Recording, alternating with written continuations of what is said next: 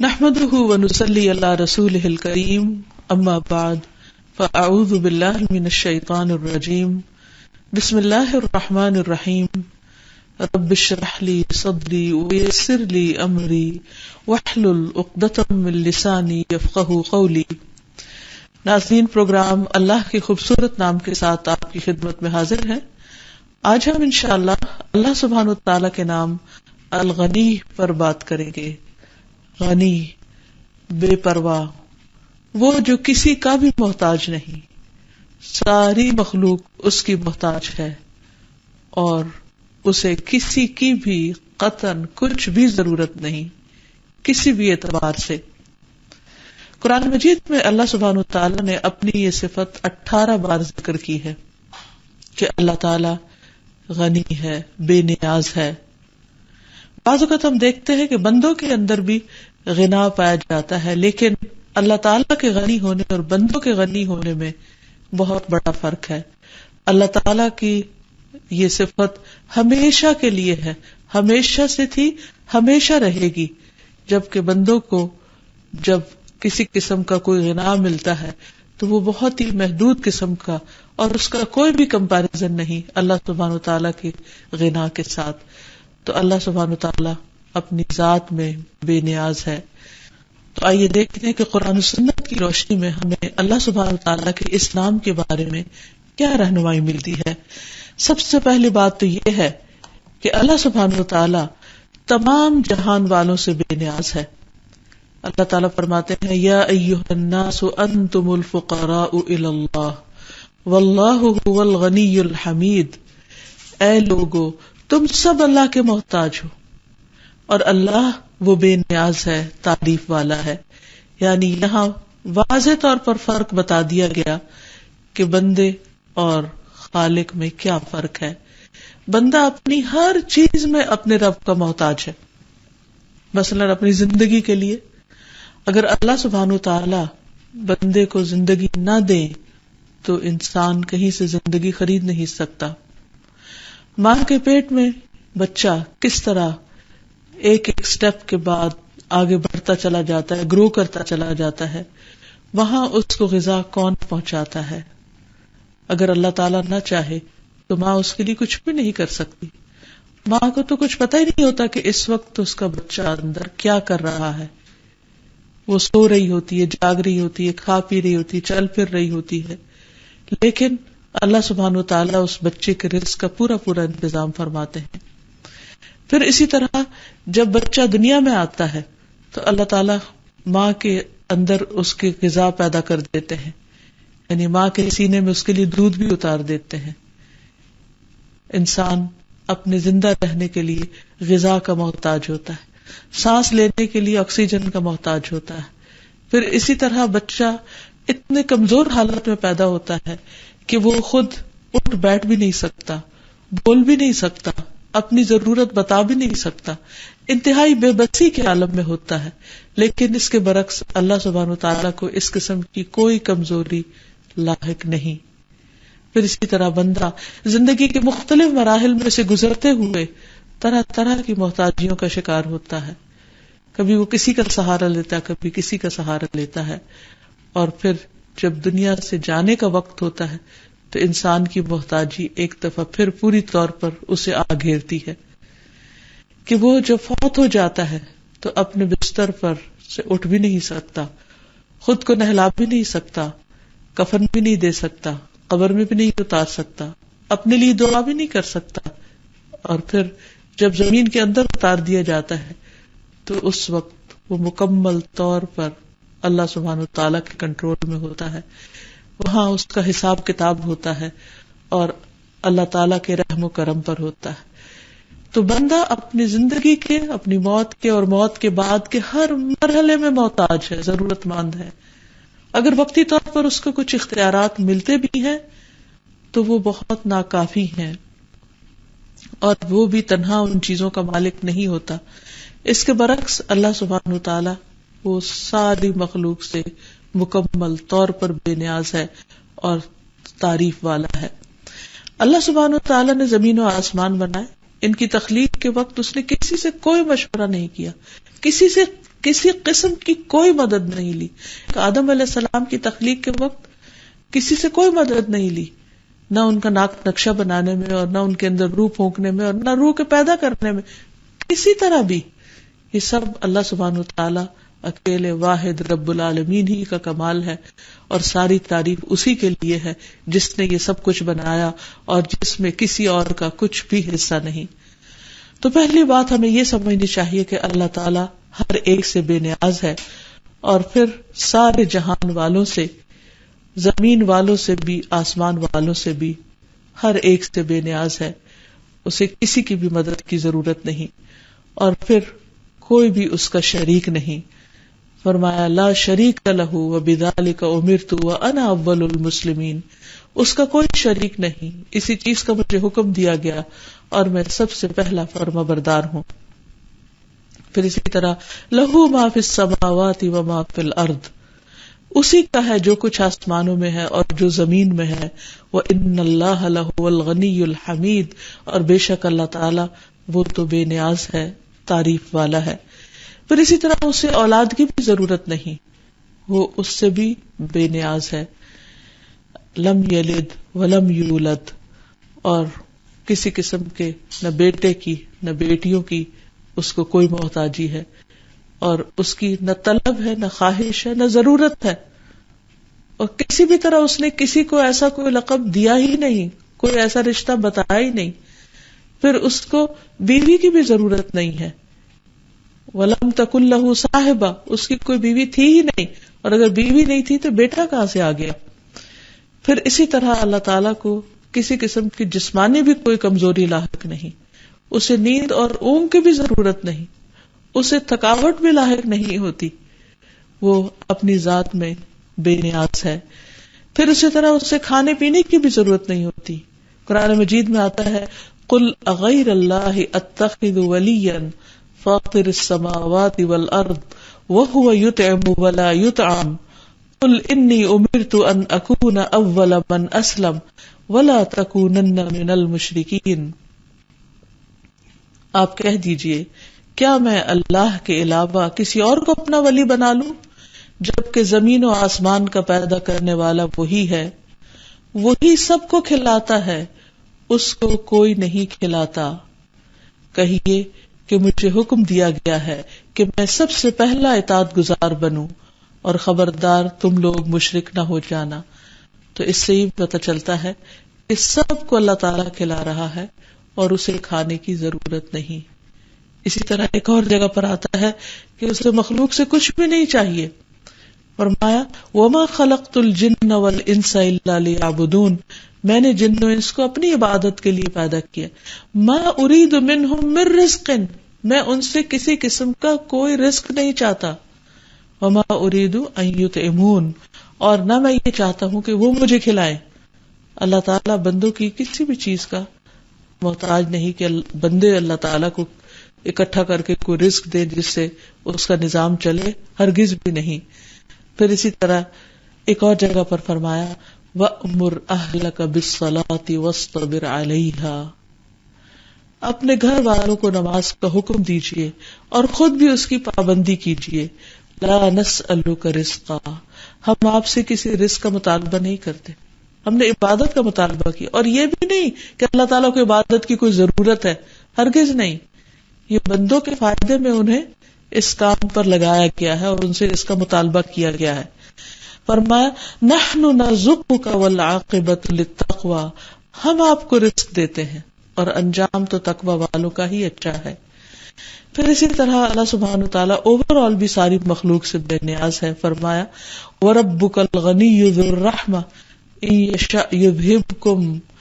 يَشَأْ يُذْهِبْكُمْ وَيَسْتَخْلِفْ مِن بَعْدِكُمْ مَا يَشَاءُ كَمَا أَنشَأَكُم مِّن ذُرِّيَّةِ قَوْمٍ آخَرِينَ.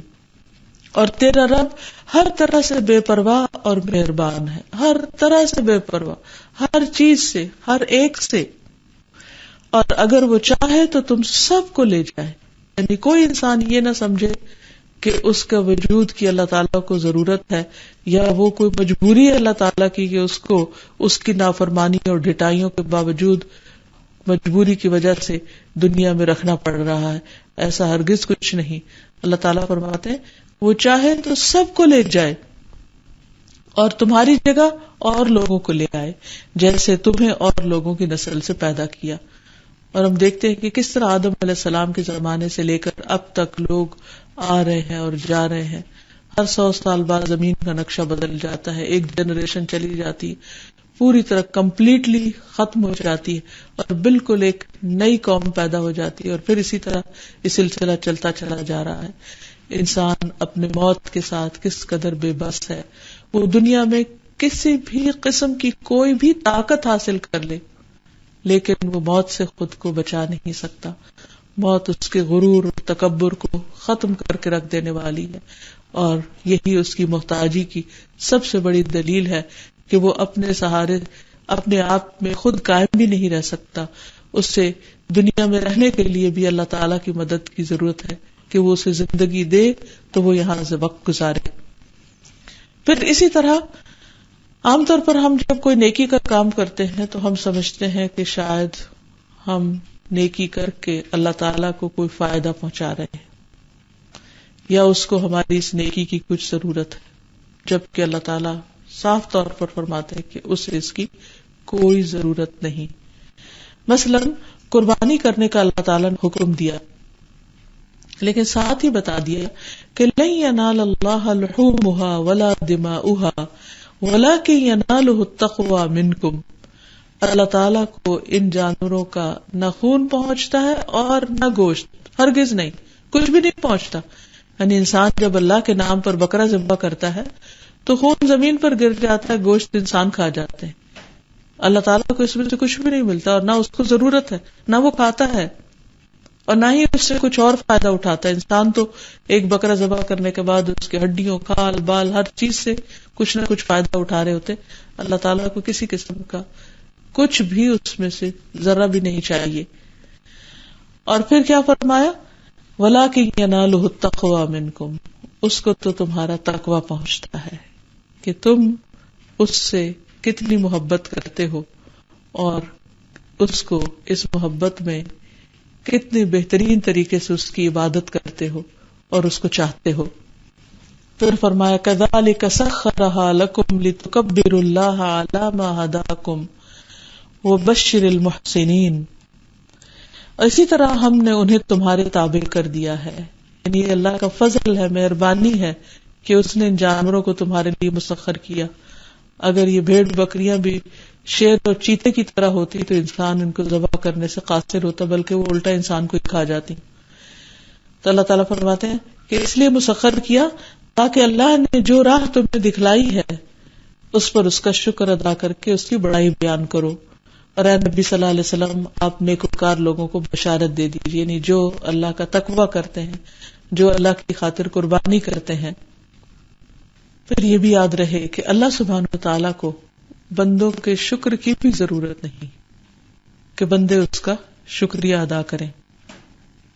اللہ تعالیٰ فرماتے ہیں وَمَن شَكَرَ فَإِنَّمَا يَشْكُرُ لِنَفْسِهِ, جو شکر کرتا ہے وہ اپنی ذات کے فائدے کے لیے کرتا ہے. یعنی اس کا شکر ادا کرنا اس کے اپنے دل کو سکون دیتا ہے, اس کو خوشی بخشتا ہے. اور وَمَن كَفَرَ فَإِنَّ رَبِّي غَنِيٌّ كَرِيمٌ, جس نے ناشکری کی, کفر کیا, تو بے شک میرا رب بے نیاز ہے, عزت والا ہے. یعنی دنیا میں تو ایسا ہوتا ہے کہ ایک انسان اگر دوسرے انسان کو ایکنالج نہیں کرتا, اس کو عزت نہیں دیتا, اس کو اپریشیٹ نہیں کرتا, تو دوسرا اس میں اپنی کمی محسوس کرتا ہے یا اپنی بے عزتی محسوس کرتا ہے کہ مجھے دوسرے نے امپورٹنس نہیں دی. لیکن اگر ساری دنیا بھی سب سے زیادہ فاجر انسان کی طرح, ناشکر انسان کی طرح بن جائے تو اس سے بھی اللہ تعالیٰ کو کچھ بھی نقصان نہیں ہوتا. اس کی عزت میں, اس کی عظمت میں, اس کی بڑائی میں کچھ بھی کمی واقع نہیں ہوتی, اس کے خزانوں میں کوئی کمی واقع نہیں ہوتی. یہ بندوں کا شکر ادا کرنا دراصل ان کے اپنے ہی فائدے میں ہے. اسی طرح ایک اور جگہ پر فرمایا ان تکفروا فإن اللہ غنی عنکم, اگر تم کفر کرو, تم ناشکری کرو, تو بے شک اللہ تعالیٰ تم سے بے نیاز ہے. ولا یرضی لعبادہ الکفر، اور وہ اپنے بندوں کے کفر پہ راضی نہیں ہے، اس کو یہ پسند نہیں کہ بندے ایسا رویہ اختیار کریں، لیکن اگر پھر بھی بندے کرتے ہیں تو اس میں اس کا کچھ نقصان بھی نہیں. وَإِن تَشْكُرُوا يَرْضَهُ لَكُمْ، اور اگر تم شکر ادا کرو تو وہ اس بات کو تمہارے لیے پسند کرتا ہے. یعنی اللہ سبحانہ وتعالی اپنے شکر گزار بندوں سے محبت کرتا ہے اور ان کے شکر کی قدردانی فرما کر ان کو بہترین اجر سے نوازتا ہے. لیکن اگر کوئی شخص ناشکری کرتا ہے، ناقدری کرتا ہے، تو وہ دراصل اپنے آپ کو ہی نقصان دیتا ہے، اللہ تعالیٰ کا تو کچھ بھی نہیں بگڑتا. پھر اسی طرح کسی کا ہدایت پانا، سیدھے راستے پر آنا، اللہ کی کتاب کو پڑھنا، اس کو سمجھنا، اس میں غور و فکر کرنا، اس کی کتاب کی قدر کرنا، اس پر ایمان رکھنا، اس کے رسول پر ایمان لانا، اس کی بات کو ماننا، یہ اللہ تعالیٰ کو کچھ بھی فائدہ نہیں دیتا. جو انسان یہ راستہ اختیار کرتا ہے وہ دراصل اپنے ہی لیے کرتا ہے. اللہ تعالیٰ فرماتے ہیں قُلْ يَا أَيُّهَا النَّاسُ قَدْ جَاءَكُمُ الْحَقُّ مِنْ رَبِّكُمْ فَمَنِ اهْتَدَى فَإِنَّمَا يَهْتَدِي لِنَفْسِهِ وَمَنْ ضَلَّ فَإِنَّمَا يَضِلُّ عَلَيْهَا وَمَا أَنَا عَلَيْكُمْ بِوَكِيلٍ. کہہ دیجئے اے لوگو، بے شک تمہارے پاس تمہارے رب کی طرف سے حق آ گیا ہے. جو سیدھے راستے پر آیا تو وہ اپنی ہی جان کے لیے سیدھے راستے پر آتا ہے، اور جو گمراہ ہوا وہ اسی پر گمراہ ہوتا ہے، یعنی اس کا وبال اس کے اوپر ہی پڑتا ہے. اور میں تم پر ہرگز کوئی نگران نہیں ہوں، یعنی میری ذمہ داری صرف پہنچا دینا ہے. اب اگر تم ہدایت پر آتے ہو تو تمہیں ہی فائدہ ہوگا، اور اگر نہیں آتے تو تمہارا اپنا نقصان ہے. اسی لیے نبی صلی اللہ علیہ وسلم کو تسلی دی گئی کہ جو لوگ کفر میں بھاگ دوڑ کر رہے ہیں، آپ کا انکار کرتے ہیں، ان کی یہ ساری سرگرمیاں آپ کو غمگین نہ کریں.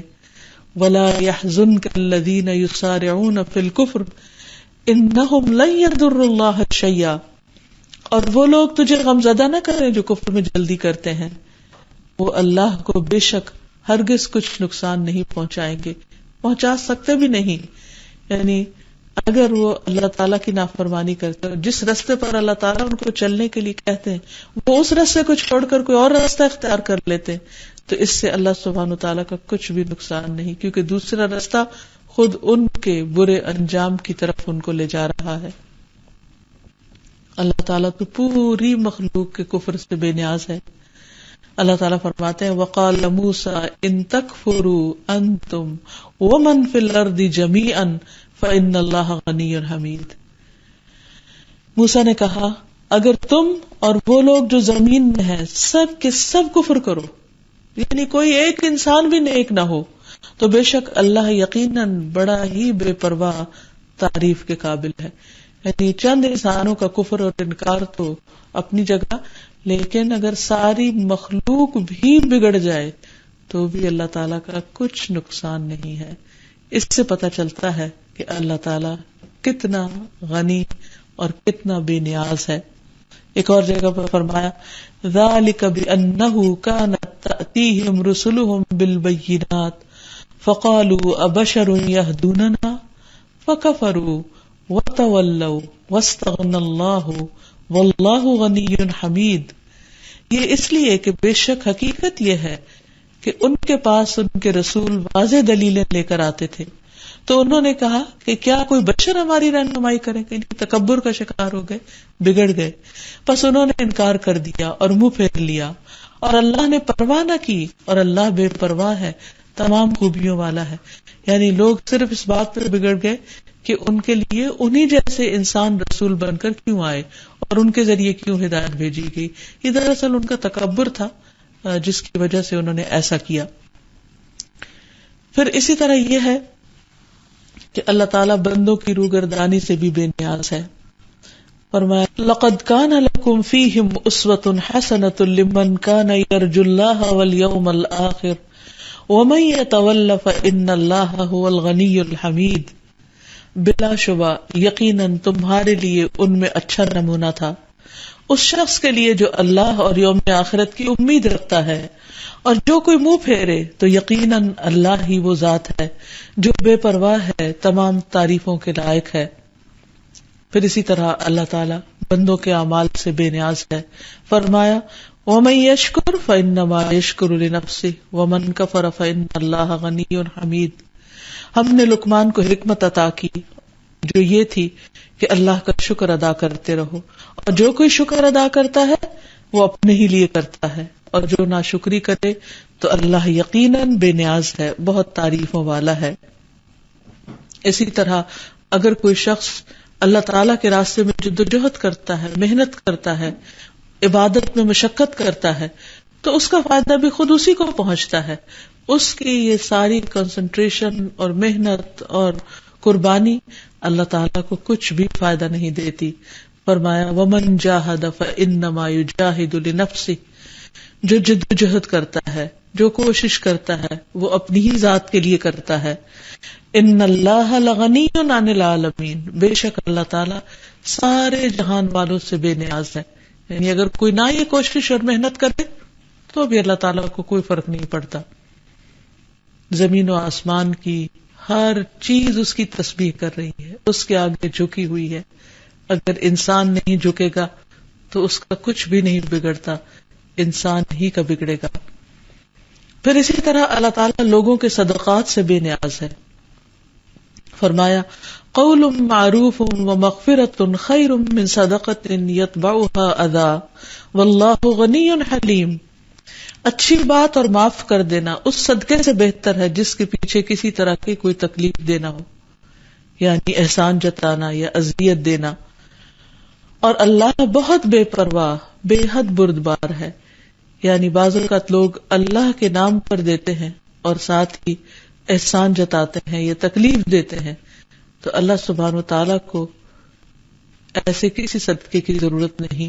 وہ تو اصلاً صدقہ اس کو نہیں چاہیے، لیکن جب اس کا نام لے لیا جاتا ہے تو بھی پھر کسی کا حق نہیں بنتا کہ وہ پھر بندوں سے توقعات رکھے کسی صلے کی یا شکریہ کی، یا پھر اگر بندوں کی طرف سے اسے کوئی رسپانس نہیں ملتا تو وہ ان سے ناراض ہو جائے اور اللہ کے نام پر دینا بند کر دے، تو یہ بات درست نہیں. پھر اسی طرح اللہ سبحانہ و تعالیٰ لوگوں کے بخل سے بھی بے نیاز ہے. یعنی جب کوئی دیتا ہے تو بھی اللہ کو پرواہ نہیں، اور جب کوئی نہیں دیتا تو بھی اسے کوئی فرق نہیں پڑتا. فرمایا الذین یبخلون ویأمرون الناس بالبخل ومن یتول فإن اللہ هو الغنی الحمید. جو لوگ بخل کرتے ہیں اور لوگوں کو بخل کا حکم دیتے ہیں اور جو منہ موڑ جائے تو یقیناً اللہ ہی ہے جو بڑا بے پرواہ ہے، بہت تعریفوں والا ہے. یعنی جو لوگ اللہ کے راستے میں خرچ نہیں کرتے اور اگر کوئی اور خرچ کرنے لگے تو اس سے بھی روک دیتے ہیں، تو اللہ سبحانہ وتعالیٰ کو اس سے کچھ بھی نقصان نہیں ہوتا. کیونکہ جب کوئی کرتا ہے تو اپنے فائدے کے لیے کرتا ہے، اور جب کوئی نہیں کرتا تو خود ہی کو نقصان دے رہا ہوتا ہے. اللہ تعالیٰ کا کچھ بھی نقصان نہیں ہوتا. فرمایا ہاں انتم ہؤلاء تدعون لتنفقوا فی سبیل اللہ فمنکم من یبخل ومن یبخل فانما یبخل عن نفسه واللہ الغنی وانتم الفقراء وان تتولوا یستبدل قوما غیرکم ثم لا یکونوا امثالکم. سنو، تم وہ لوگ ہو جنہیں اللہ کی راہ میں خرچ کرنے کی دعوت دی جاتی ہے کہ آؤ فی سبیل اللہ اپنے مال خرچ کرو. پھر تم میں سے کوئی بخل کرنے لگتا ہے، وہ نہیں دینا چاہتا کیونکہ اس سے دنیا کا کوئی بینیفٹ نظر نہیں آ رہا ہوتا. حالانکہ جو بخل کرتا ہے وہ اپنے آپ ہی سے بخل کرتا ہے، یعنی خود ہی کو نقصان دیتا ہے.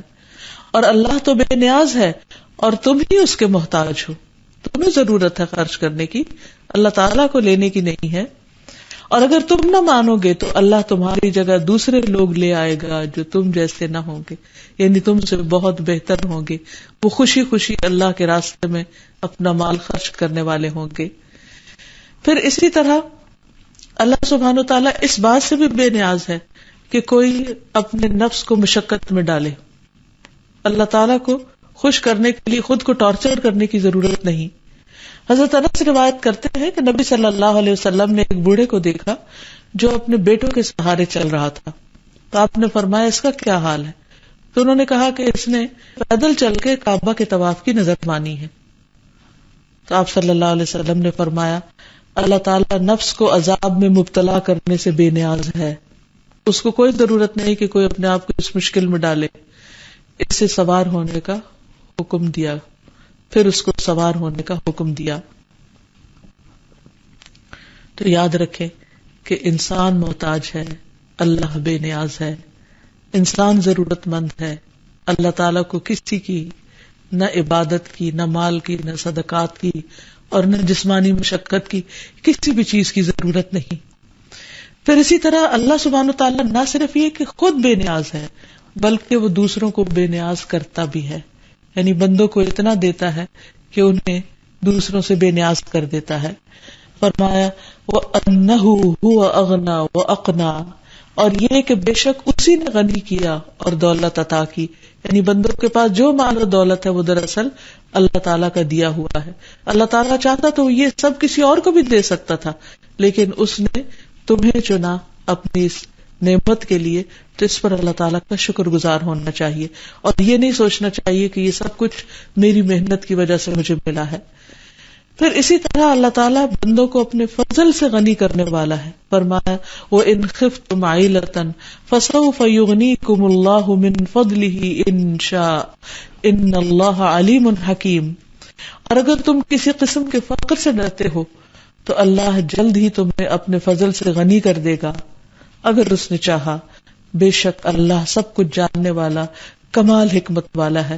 یعنی بعض اوقات انسان اللہ کے راستے میں دیتے ہوئے اس لیے ڈرتا ہے کہ کہیں وہ خود فقیر نہ ہو جائے. فرمایا کہ نہیں، تمہیں فقر سے نہیں ڈرنا چاہیے. اللہ چاہے تو تمہیں اس محتاجی سے باہر نکال دے اور تمہیں بہت کچھ عطا کرے، کیونکہ سب کچھ اللہ کے قبضے قدرت میں ہے. پھر اسی طرح یہ ہے کہ اللہ سبحانہ وتعالیٰ بعض اوقات بندے کو کسی تکلیف میں مبتلا کر کے آزماتا ہے اور پھر اس کے بعد اس کو غنی کر دیتا ہے. اس سلسلے میں ہم دیکھتے ہیں کہ ایوب علیہ السلام، جن کو اللہ سبحانہ وتعالیٰ نے بہت کچھ عطا کیا تھا، پھر ان پر ایک امتحان آیا کہ سب کچھ لے لیا، مال و دولت، آل اولاد اور صحت، ہر چیز، اور 18 سال تک وہ مسلسل ایک تکلیف میں مبتلا رہے. لیکن پھر اس کے بعد اللہ تعالیٰ نے ان کے حال پھیر دیے اور انہیں پہلے سے بھی زیادہ ہر چیز دگنی عطا کی. اور اس کے بارے میں آتا ہے کہ ایوب علیہ السلام غسل کر رہے تھے کہ سونے کی ٹڈیاں آپ پر گرنے لگیں. ایوب علیہ السلام انہیں اپنے کپڑے میں سمیٹنے لگے. اتنے میں ان کے رب نے انہیں پکارا کہ اے ایوب، کیا میں نے تمہیں اس چیز سے بے نیاز نہیں کر دیا جسے تم دیکھ رہے ہو؟ ایوب علیہ السلام نے جواب دیا، ہاں تیری بزرگی کی قسم، لیکن تیری برکت سے میرے لیے بے نیازی کیوں کر ممکن ہے؟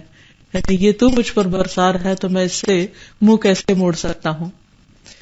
پھر اسی طرح یہ ہے کہ انسان اگر اللہ تعالیٰ کی عبادت کے لیے اپنے آپ کو فارغ کرتا ہے، وقت نکالتا ہے، تو اللہ تعالیٰ اس کو غنی کر دیتا ہے. معقل بن یسار رضی اللہ عنہ سے روایت ہے، فرماتے ہیں رسول اللہ صلی اللہ علیہ وسلم نے فرمایا، تمہارا رب فرماتا ہے، اے ابن آدم، میری عبادت کے لیے فارغ ہو جا تو میں تیرے دل کو غنا سے اور تیرے ہاتھ کو رزق سے بھر دوں گا. اے ابن آدم، مجھ سے دور نہ ہو ورنہ میں تیرے دل کو فقر سے اور تیرے ہاتھ کو شغل اور مصروفیت سے بھر دوں گا. یعنی انسان کبھی یہ نہ سوچے کہ میرے پاس عبادت کے لیے وقت نہیں، کیونکہ جو شخص عبادت کے لیے وقت نکالے گا اللہ اس کے دل کو بھی سکون دے گا اور اس کے کاموں کو بھی سنوار دے گا. اور اگر انسان اللہ کے لیے وقت نہیں نکالتا تو اللہ تعالیٰ اس کو اور زیادہ مصروف کر دے گا اور اس کا سکون بھی چھن جائے گا. اب یہ ہے کہ انسان جب اللہ تعالیٰ کی اس صفت کو پہچان جائے، اس نام کو جان لے، تو اس کے اثرات انسان کی زندگی پر مرتب ہونے چاہیے. سب سے پہلی بات تو یہ ہے کہ انسان اللہ تعالیٰ کی اس صفت پر ایمان رکھتا ہو کہ اللہ بے نیاز ہے، اسے میری کسی عبادت، صدقے، خیرات اور کسی بھی نیکی کی قطعاً کوئی ضرورت نہیں. دوسری بات یہ ہے کہ انسان اپنے دل کو غنی کرے اور لوگوں کی طرف نہ دیکھے. جو نعمتیں اللہ تعالیٰ نے دوسرے لوگوں کو دی ہیں، انسان ان کی لالچ نہ رکھے بلکہ اللہ تعالیٰ پر ہی ہمیشہ بھروسہ رکھے، کیونکہ سب کچھ صرف اس کے قبضہ قدرت میں ہے. اور لوگوں سے سوال کرنے سے بچے. ابو ہریرہ کہتے کہ میں نے رسول اللہ صلی اللہ علیہ وسلم سے سنا کہ کوئی شخص صبح سویرے نکلے اور اپنی پیٹھ پر لکڑیاں لے کر واپس ہو، پھر اس سے صدقہ کرے یعنی کمائی کرے اور صدقہ کرے اور لوگوں سے بے نیاز ہو جائے، تو یہ اس سے بہتر ہے کہ کوئی شخص کسی سے سوال کرے پھر وہ اسے دے یا نہ دے، اور اوپر والا ہاتھ نیچے والے ہاتھ سے بہتر ہوتا ہے۔ اور پھر انسان کی عزت لوگوں سے بے نیازی میں ہے۔ رسول اللہ صلی اللہ علیہ وسلم نے فرمایا مومن کا شرف رات کے قیام میں ہے، یعنی جب وہ تہجد کے وقت اللہ کے حضور کھڑا ہوتا ہے، اور اس کی عزت اس چیز سے بے نیاز ہونے میں ہے جو لوگوں کے پاس ہے، یعنی اللہ نے جو لوگوں کو جس چیز سے غنی کیا ہے، جو عطا کیا ہے، اس کی حرص اور لالچ نہ ہو اور اللہ تعالیٰ پر بھروسہ کرے، تو اللہ سبحانہ و تعالیٰ ایسے شخص کی عزت کی حفاظت فرمائیں گے۔ اور پھر جو بے نیاز ہونا چاہے گا اللہ سبحانہ و تعالیٰ اس کو بے نیاز کر دیں گے۔ رسول اللہ صلی اللہ علیہ وسلم نے فرمایا جو شخص سوال کرنے سے بچتا ہے تو اللہ تعالیٰ بھی اسے سوال کرنے سے محفوظ رکھتا ہے، اور جو شخص بے نیازی برتتا ہے تو اللہ تعالیٰ اسے بے نیاز بنا دیتا ہے، یعنی پھر لوگوں کا محتاج نہیں کرتا، اور ایسے شخص سے اللہ تعالیٰ محبت بھی کرتا ہے۔ حدیث میں آتا ہے ان اللہ یحب العبد التقی الغنی، بے شک اللہ تعالیٰ ایسے بندے سے محبت رکھتا ہے جس کے اندر تقویٰ ہو، جس کے اندر غنا ہو، یعنی لالچ نہ ہو، حرص نہ ہو، دوسروں کے مال پر نظر نہ ہو۔ پھر اسی طرح اصل غنا دل کا غنا ہوتا ہے کہ بعض اوقات انسان کے پاس بہت کچھ ہوتا ہے لیکن اس کی حرص ختم نہیں ہوتی، اس کی لالچ ختم نہیں ہوتی، اور بعض اوقات انسان کے پاس صرف ضرورت کا ہوتا ہے لیکن وہ سمجھتا ہے کہ اس کے پاس سب کچھ ہے، وہ بادشاہ ہے۔ تو انسان کو اس چیز کے لیے بھی دعا کرنی چاہیے کہ اللہ تعالیٰ دل سے ہر قسم کی حرص نکال کر انسان کے اندر غنا پیدا کر دے، کیونکہ رسول اللہ صلی اللہ علیہ وسلم نے فرمایا امیری یہ نہیں کہ سامان زیادہ ہو، بلکہ امیری یہ ہے کہ دل غنی ہو، یعنی دل کے اندر ایک کنٹینٹمنٹ ہو، قناعت ہو۔ رسول اللہ صلی اللہ علیہ وسلم نے یہ بھی فرمایا مالداری کو غنا نہیں کہتے، غنا تو دل کا ہوتا ہے۔ جب اللہ کسی بندے کے حق میں خیر و بھلائی کا ارادہ کرتا ہے تو اس کے نفس میں غنا اور دل میں تقویٰ پیدا کر دیتا ہے، اور جب اللہ کسی بندے کے حق میں شر کا ارادہ کرتا ہے تو اس کی فقیری کو اس کی پیشانی میں رکھ دیتا ہے، یعنی وہ ہر وقت پریشان رہتا ہے، اس کا دماغ کسی وقت بھی اپنی محتاجی کے خیال سے باہر نکلتا ہی نہیں۔ پھر اسی طرح ابو ذر رضی اللہ تعالیٰ عنہ سے مروی ہے کہ رسول اللہ صلی اللہ علیہ وسلم نے فرمایا اے ابو ذر تم مال کی کثرت کو مالداری سمجھتے ہو، یعنی تم یہ سمجھتے ہو کہ کسی کے پاس بہت کچھ ہے تو وہ مالدار ہے؟ میں نے عرض کیا ہاں اللہ کے رسول صلی اللہ علیہ وسلم۔ آپ نے فرمایا اور کیا مال کی کمی کو فقر سمجھتے ہو کہ کسی کے پاس نہیں تو وہ غریب ہے؟ میں نے عرض کیا جی ہاں اللہ کے رسول صلی اللہ علیہ وسلم۔ آپ نے فرمایا مالداری دل کی مالداری ہے، الغنا غنا النفس، اور فقر بھی دل کا فقر ہے، یعنی دل کے اندر انسان کے پریشانی رہے اور ہر وقت اپنی محتاجی اور کمی کا احساس رہے۔ جہاں ایک طرف انسان کے دل میں لالچ کا نہ ہونا اس کے لیے فائدہ مند ہے، پسندیدہ ہے، وہاں دوسری طرف مال کی رغبت یا مال کا ہونا برا نہیں، اگر انسان کے اندر تقویٰ ہو اور انسان اسے خیر اور بھلائی کے کاموں میں خرچ کر رہا ہو یا کرنا چاہتا ہو۔ اس سلسلے میں ہم ایک حدیث میں دیکھتے ہیں کہ عبداللہ بن خبیب اپنے چچا سے روایت کرتے ہیں کہ ہم لوگ ایک مجلس میں تھے کہ رسول اللہ صلی اللہ علیہ وسلم تشریف لائے، آپ کے سر پر پانی کے اثرات تھے، یعنی غسل فرما کر آئے تھے۔ ہم نے عرض کیا یا رسول اللہ صلی اللہ علیہ وسلم ہم آپ کو بہت خوش دیکھ رہے ہیں۔ آپ نے فرمایا ہاں۔ پھر لوگ مالداری کا تذکرہ کرنے لگے۔ رسول اللہ صلی اللہ علیہ وسلم نے فرمایا اللہ عز و جل سے ڈرنے والے کے لیے مالداری میں کوئی حرج نہیں، اللہ سے ڈرنے والے کے لیے مالداری سے زیادہ بہتر چیز صحت ہے، اور دل کا خوش ہونا بھی اچھی نعمت ہے۔ یعنی یہ ساری نعمتیں جو دنیا میں اللہ نے اپنے بندوں کو دی ہیں ان کے ہونے میں کوئی برائی نہیں، یعنی اگر کوئی انسان مالدار ہے تو اس کے اندر گلٹ نہیں ہونا چاہیے، یا کسی کی صحت اچھی ہے تو وہ یہ نہ سمجھے کہ وہ کوئی جرم کر رہا ہے، بلکہ ان ساری نعمتوں کو پا کر انسان اور زیادہ اللہ تعالیٰ کا فرما بردار بن جائے، مال کو فی سبیل اللہ خرچ کرنے والا ہو، اپنی صحت کے ساتھ زیادہ سے زیادہ اللہ کی عبادت کرنے والا ہو، اور اگر دل کا حال اچھا ہے، کنٹینٹمنٹ ہے، تو اور زیادہ اللہ تعالیٰ کا شکر گزار بنے. اور پھر آخر میں اللہم انی اسألک الہدی والتقی والعفاف والغنی، اے اللہ میں تجھ سے ہدایت، تقوی، پاک دامنی اور غنا مانگتا ہوں. تو اللہ تعالیٰ سے دعا ہے کہ وہ ہمیں اپنی ہدایت سے محروم نہ رکھے اور ہمیں اس راہ پر ثابت قدمی عطا فرمائے. وآخر دعوانا